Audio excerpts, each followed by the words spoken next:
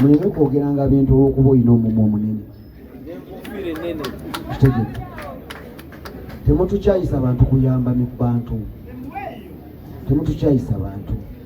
Mulwana muganda wange, sijja kwogera kusingako wano banange bensobeza benjogedde oli munsonyiwe naye kali tekansonyiwa nimwe munsonyiwe. Kanti olw'omukisa guno sijja kugenda wala. Mulwana Allah amusaasire amuwumuze emirembe. Kamutekojja wange Mesach Semakula jangu H&M restaurant yange ng'omuntu naye okumanya Adam we twava mu music oli yali mu ssente natuuka omuwamu shares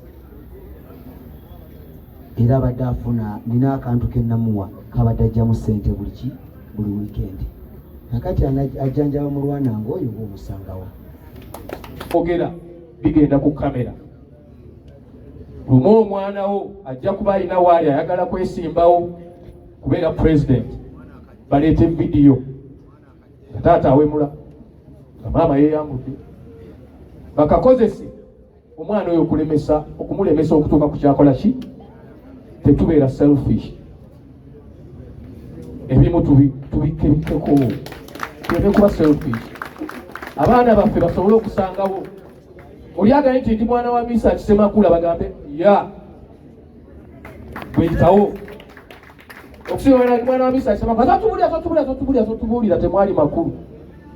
Omwana wa bajjo Mabiriza Herbal Products Limited. Tulinawo eddagala eriyamba abaami n'abakyala. Simuluzo Man Power Extra, Complete Man, Herbal Mouthwash, Coffee ayambira ddala ffe abaami. Tulinawo kaama k'abakyala, Tightening Powder, oyagala okugeza ebbina, eddagala eriyamba okwongeza ku balongo, oyagala okusereza nabunyaayo, oyagala okufunza nabunyaayo enywere, Express Water Tightening, kadde agoba infection mu baami n'abakyala. Ate nga tulinawo sabbuuni, ono sabbuuni ayamba abaami n'abakyala. Tulinawo ebizigo by'abaana n'abantu abakulu, enkumbi eyambira ddala mu kisenge. Tulinawo obutiiti ate nga tukolera ne oda yo. Bakyala bannange ekyama kiri ku Mabirizi Herbal Products. Nze najja wano nga sina kabina nga sefiringa naye mukwano we nagezesaako ku Thika Body Cream ebbina nenfuna kati nze natambula nsagala ate era nenkozesaako ne ku Mabirizi Lightening Cream ndowooza kasikini mukalaba. Ayagala omanya ebisingawo kuba ku 0704 737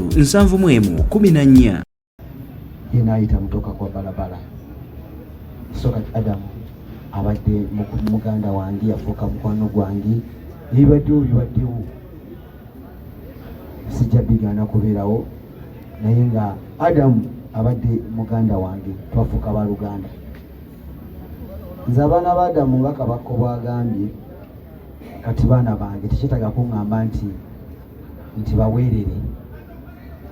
Era mukyala wa Adamu omwana oyo kubanga nze Adamu business partner wange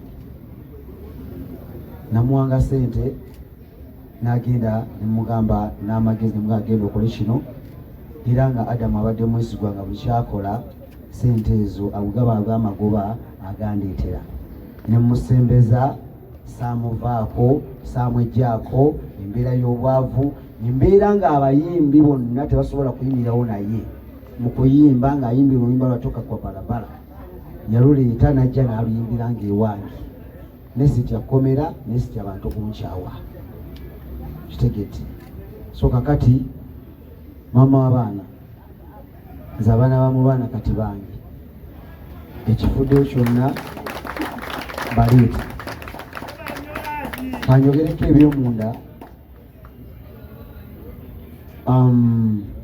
H&M restaurant yange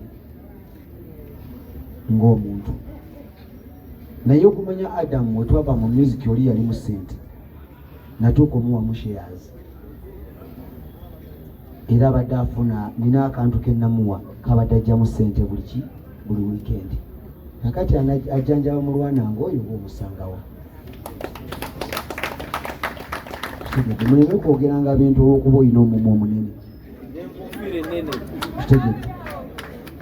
Temutukyayisa bantu kuyamba mu bantu, temutukyayisa bantu.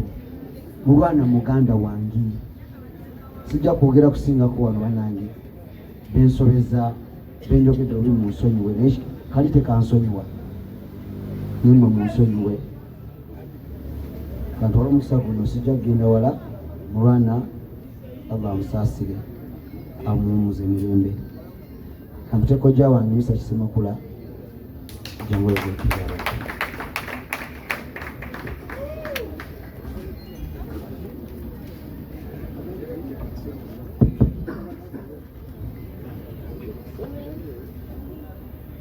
Mukama bulungi kiseera kyonna saba ffenna tukubireko mulwana mu ngalo ez'amaanyi yongera amaanyi n'akalulu kamukubire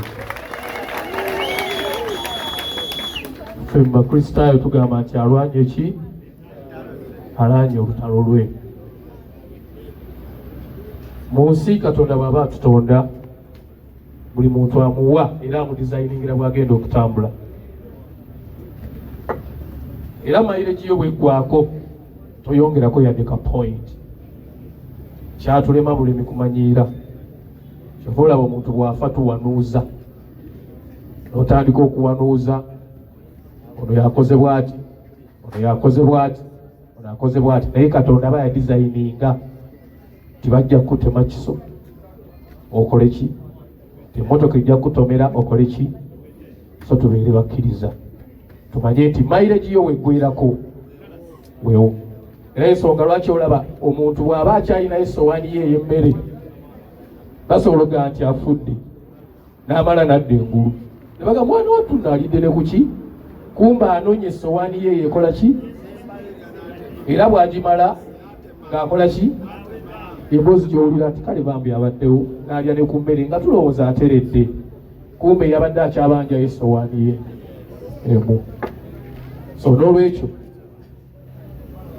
nzikiriza buli muntu alina okuvaawo ate abalala bakole ki tuyinza n'okuba we tuli wano waliwo amalaalo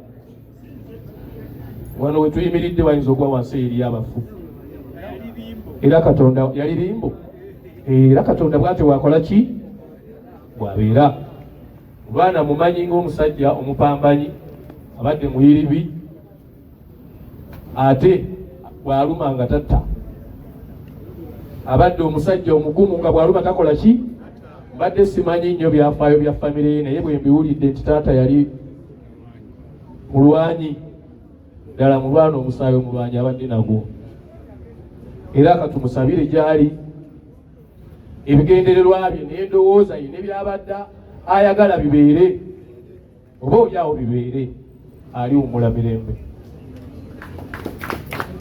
ekirala njagala okwogerako ku nsonga eno ebiseera ebimu bwe tulinda bannaffe okufa waliwo embadde awo ne ŋŋamba singa kibadde kisoboka n'aligambye nti bwe nfa tewabaawo kwogera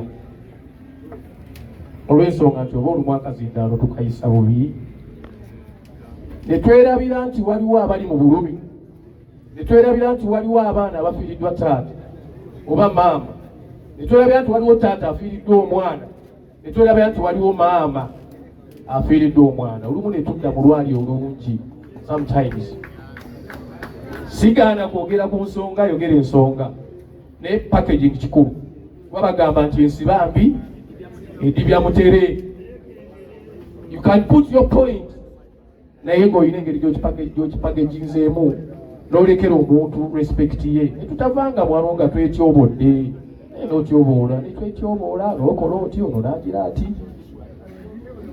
kituyambe ne ku baana baffe abato naye abaana abato banaatulaba nga bataata ne bamaama bwe babeera mu bantu beeriisa ebirina okuba eby'omunda ne babizza ku ngulu generations eziddako tulowooza ki kye tuzimba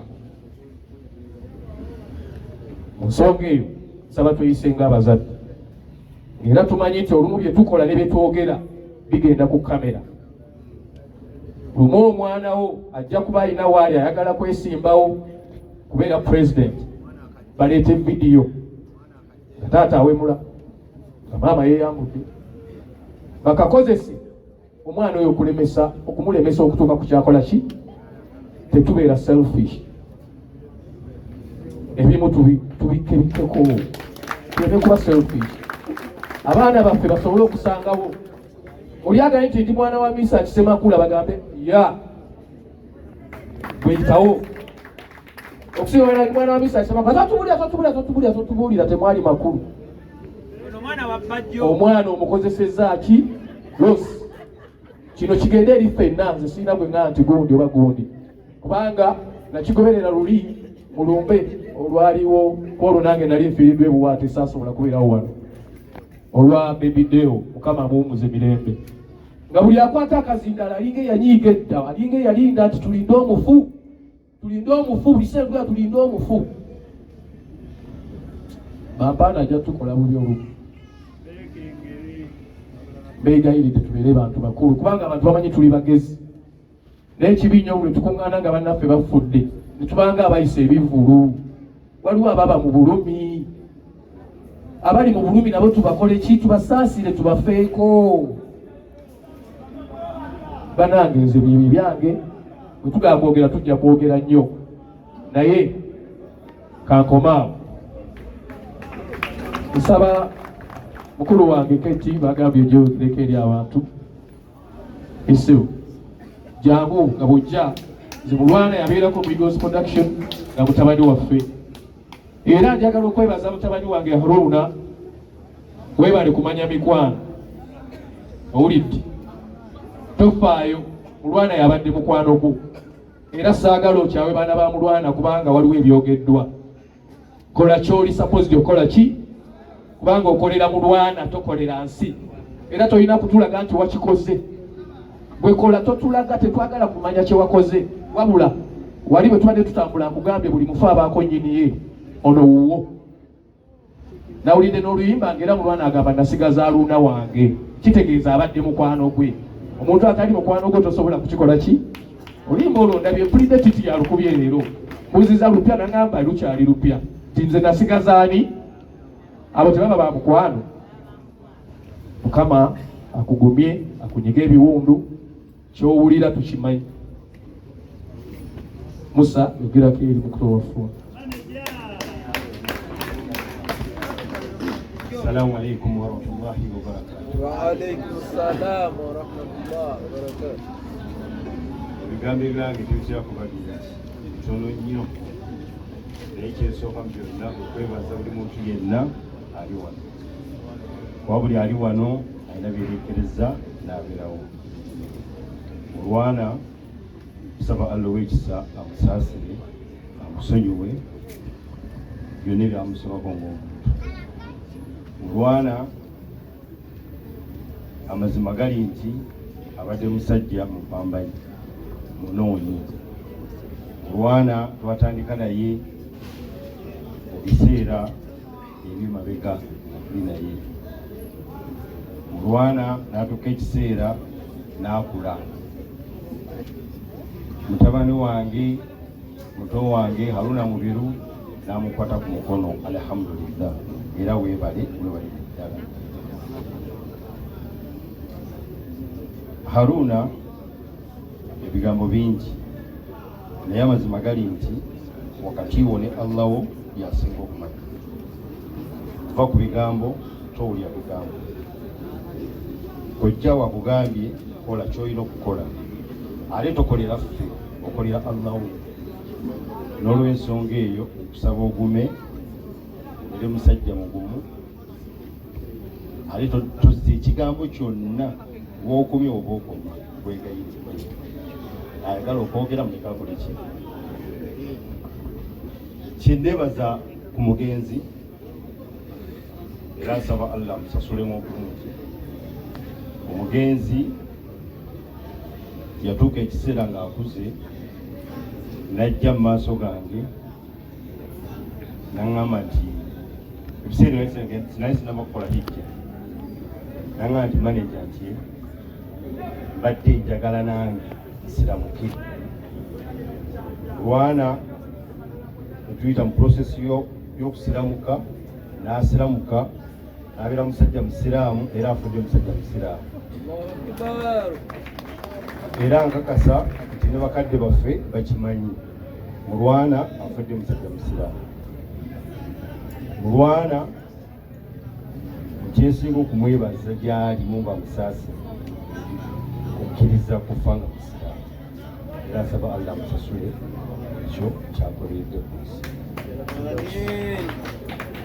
N'olw'ensonga eyo tusaba Allah w'ekisa akkirize atutuuse enkya nga tukyali balamu naffe abafu abakyaliwo tuzike bafu bannaffe si bwe kiri.